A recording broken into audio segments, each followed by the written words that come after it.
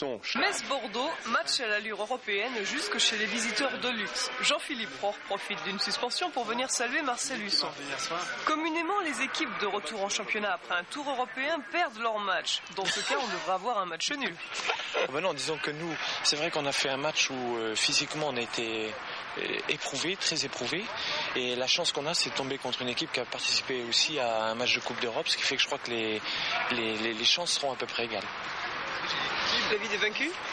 Nous, on a fait un match où on était physiquement éprouvé, moralement aussi. De toute façon, au championnat, on n'est pas trop à l'aise. Donc, je veux dire, pour nous, il vaudrait quand même mieux qu'on prenne 3 points. Nouveauté, premier match de Michel Rio à Saint-Symphorien. Bordeaux est une équipe très forte, donc c'est sûr que c'est pas l'idéal pour commencer à domicile, mais enfin, on va essayer de faire du mieux possible. Et ça commence du mieux possible avec Jean-Louis Zanon.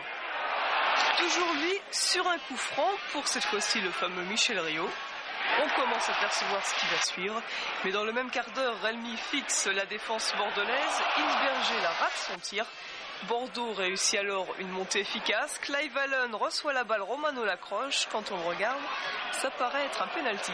La partie s'équilibre, Rio et Micic deviennent complices, Hinsberger tire, mais Bordeaux contre-attaque avec Tigana. Péan en bonne position reçoit la meilleure occasion du match, passé. Jamais depuis le début de saison, les Messins n'ont autant séduit. C'est l'organisation retrouvée. Bientôt Rio pour Micic. Dans ces cas-là, Rio à nouveau.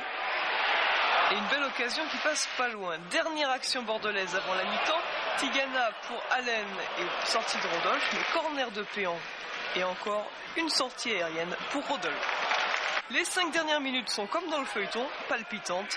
Hinsberger pour Palmy et Zanon pour la tête de Gaillot.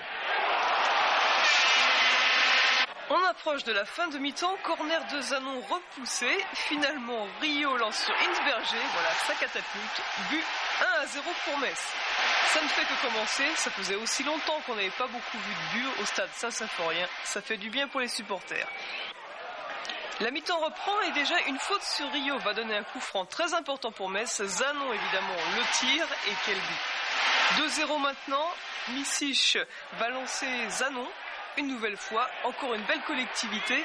C'est Romano qui reprend et c'est le deuxième but. On a joué là qu'un quart d'heure dans cette deuxième mi-temps, mais déjà 3-0. La fin sublime. Tir d'Hinsberger, Micic pour Valmy, Micic encore pour Hinsberger, Rio. Bref, pour les Bordelais, de toute façon, ça fait 7 buts en 2 matchs dans le championnat. On manque beaucoup de lucidité, on a perdu tous les ballons, c'est inadmissible. Enfin, je crois qu'il va falloir prendre des sanctions, se remettre très vite en question parce que je pense qu'on part à la dérive là. Metz, à l'inverse, a trouvé sa plaque tournante. Rio et Micic a sauvé sa tête pour sa dernière chance hier soir. Quant aux autres, quelle prestation!